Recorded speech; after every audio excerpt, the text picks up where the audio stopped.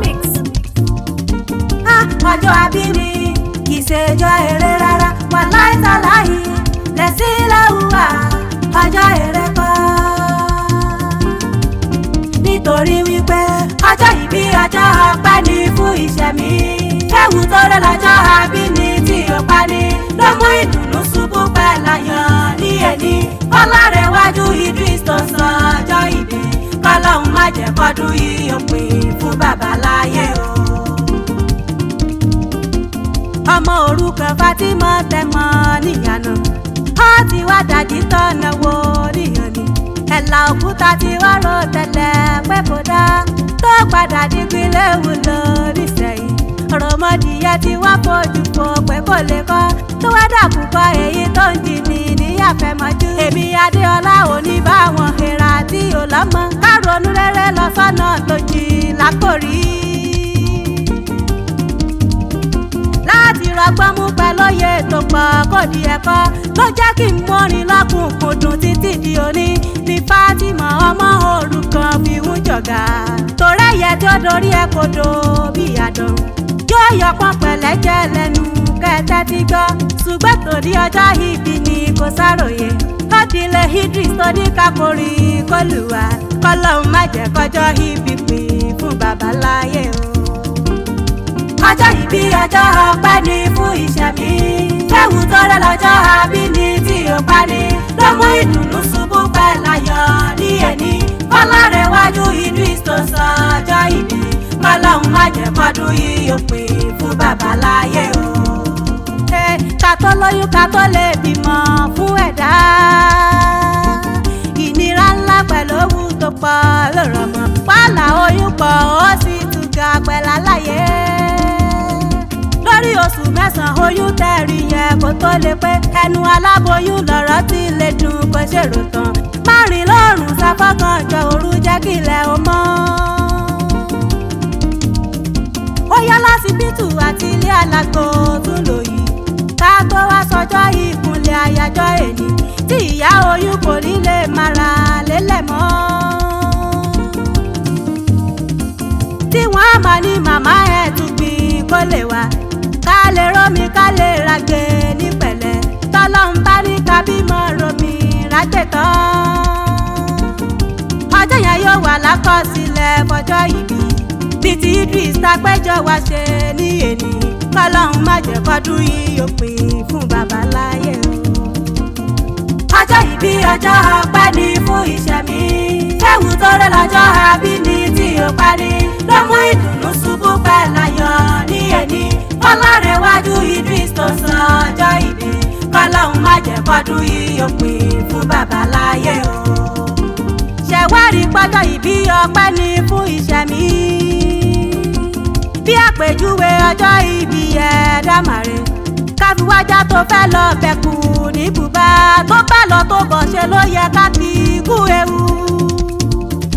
ló mú Hájì Idris sọpẹ́ fọlọ́run tó ṣẹ̀dá tó sì tún dúpẹ́ ẹ lọ́pọ̀ fún òbí fún sísọ lọ́kọ̀ oyún ẹ tóbi rí òní bọ́dún yìí kọdún péré pẹ́rẹ́wà lákọ̀tún. Ọlárẹ̀wájú kò má yàn kú ó wá sàmọ́dún tẹ̀bí tara wọn ní káàkì ẹ̀ kó má yàn kú.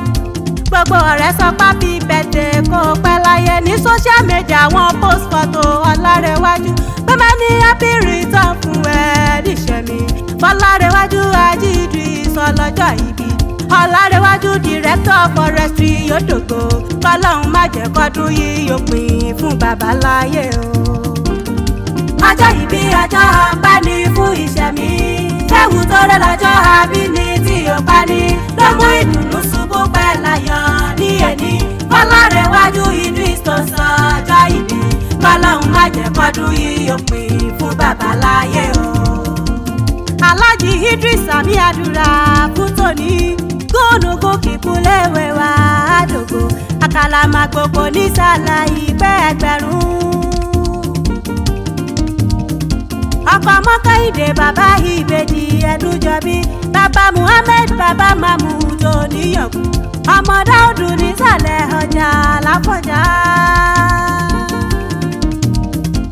àsọ̀rẹ̀ fún ni máa wọ bẹ́ẹ̀ ni ó ti ẹ̀ sọ wọn tẹ̀bí tara tọ̀rẹ́ ń jẹ́ ẹ kó o má ṣe tán. Ọlárẹ̀wájú fowó ọwọ́ ẹ kó ẹ̀sìn lọ́wọ́ kò jọ mí lójú bó ṣe ń fowó ẹ bọ̀ ìlú. Ọmọọba nìyẹn kábíyèsí lórí ìlú. Àwọn bàbá ẹ ti kọ́ fowó ṣàánú ẹ̀dá. Ṣé bẹ́ẹ̀ ni bí ni ṣàlàjọ́ tiẹ̀ sọ wọ́n. Alájì ọkọ alájà ọlọ́jọ́ ìbí. Àbúrò mẹ́la Amẹ́ríkà ọkọ̀ sídìkọ́. Àdùkẹ́ adé sídìkọ́ ọmọ Sáìbùlì Bayan. Aya Dr. Mẹ́la Amẹ́ríkà ló ní ń dúpẹ́ kó lálàáfíà pẹ̀lẹ́ mi gígùn kó má pẹ́ ní láyé o. Ọjọ́ ìbí ọjọ́ ọpẹ́ ni fún ìṣẹ̀mí. Ewu tó rẹ̀ lọ́jọ́ àbí ni tí ó pa ni. Ló mú ìdùnnú ṣubú pẹ́ láyọ̀ ní ẹni. Ọlárẹ̀wájú Idris tó sọ ọjọ́ ìbí. Kọ́lọ́hún má jẹ́ kọ́dún yìí ó pin fún bàbá láyé o. Ọjọ́ ìbí ẹni tí ládùn ó pin mi rí. Ọlárẹ̀wájú Ají Idris ó fakọyọ. Ẹni fakọyọ kì í ṣẹgbẹ́. Ẹni fakọgbé. Jósàtún sọ́sì onínà bí ẹ tún fakọ sí.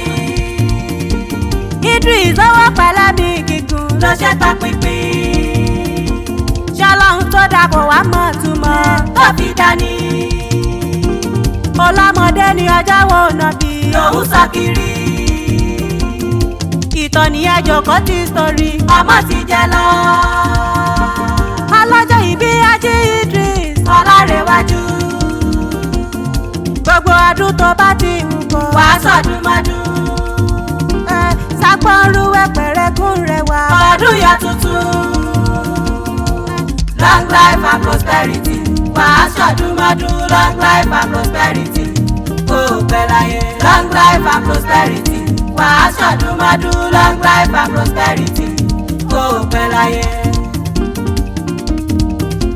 Tòrọ́jọ́ àbíní ọjọ́ àbíní má lè gbàgbé. Ọjọ́ ńlá ló jẹ́ ṣùgbẹ́ni tó rọ́jọ́ bí ẹ̀ ó yẹ kó sọ pẹ́. Ọlárẹ̀wájú Ají Idris fún dúpẹ́dúpẹ́.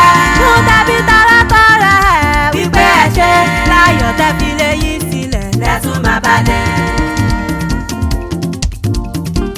Alájì Idris happy birthday to you. Happy birthday to you. Ọlárẹ̀wájú happy birthday to you. Happy birthday to you. Ọkọ Mọ́kàyíndé many happy return. Many happy return. Bàbá Ẹdújọbí many happy return. Many happy return. Long life and prosperity. Wá sọ́kọ̀ọ́dún láyé. Long life and prosperity. Kò pẹ́ láyé. Long life and prosperity. Wá sọ́kọ̀ọ́dún láyé. Long life and prosperity. Kò pẹ́ láyé. Wòsùwò bí many people ló gé mi fàtí jẹun. So many people ló gé mi àpèkẹ́ jẹun. Nítorí pé wọ́n lóyà sí mi ni o. Èmi ni Fátímọ̀ tán wí. Ọmọ òrukàn Fátímọ̀ tán sọ. Ìyálájẹ ti rìtáyà ní Kwara. Up to Ìyálájẹ Òkè Tuntun.